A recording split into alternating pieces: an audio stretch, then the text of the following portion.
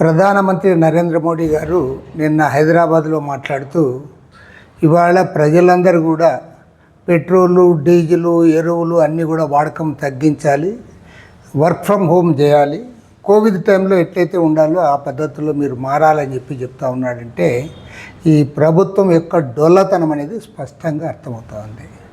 మొన్న 5 రాష్ట్రాల అసెంబ్లీ ఎన్నికలు జరిగేంత వరకు మీరు బ్రహ్మాండంగా దేశమంతా అభివృద్ధి చెందుతూ ఉంది, అమెరికాతో పోటీ పడుతూ ఉన్నాం, చైనాతో పోటీ పడుతూ ఉన్నాం, ప్రపంచమంతా మన వైపే చూస్తూ ఉంది, 3rd లార్జెస్ట్ ఎకానమీ మనదని చెప్పి మీరు ప్రచారం చేసుకొని ఎన్నికలు అయిన మరుసటి రోజే ఫలితాలు వచ్చిన తర్వాత ఇవాళ మొత్తం మాట మార్చి మీరు ఈరోజు ఈ ధర్మోపన్యాసం ఇస్తూ ఉన్నాం. నేను నరేంద్ర మోడీ గారు సూటిగా అడుగుతూ ఉన్నాం, ఇవాళ భారతదేశంలో ఈ దుస్థితి రావడానికి మీరు కారణం కాదా అని నేను అడుగుతా ఉన్నాను.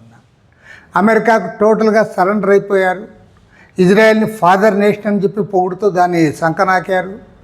తీరా ఇవాళ జరుగుతున్నది ఏంటి? ఇవాళ ఆ రోజు వారు అమెరికా వారు మీరు ఇరాన్తో ఆయిల్ కొనొద్దంటే ఓకే అన్నారు, రష్యాతో ఆయిల్ కొనొద్దంటే ఓకే అన్నారు.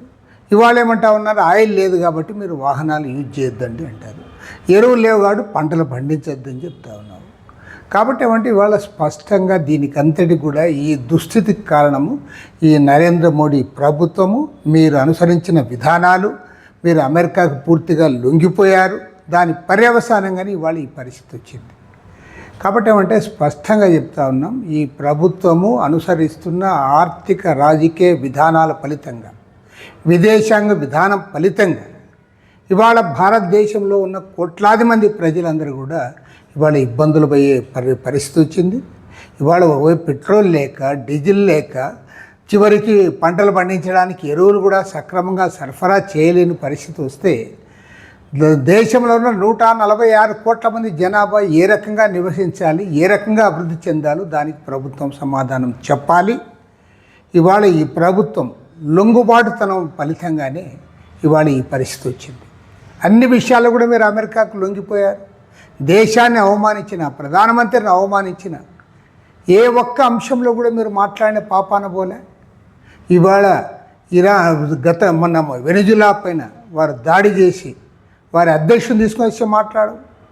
అదేవిధంగా అలీ ఖమేనీని ఇరాన్ వారిపైన దాడి చేసి వారు చంపేస్తే కూడా నువ్వు మాట్లాడు.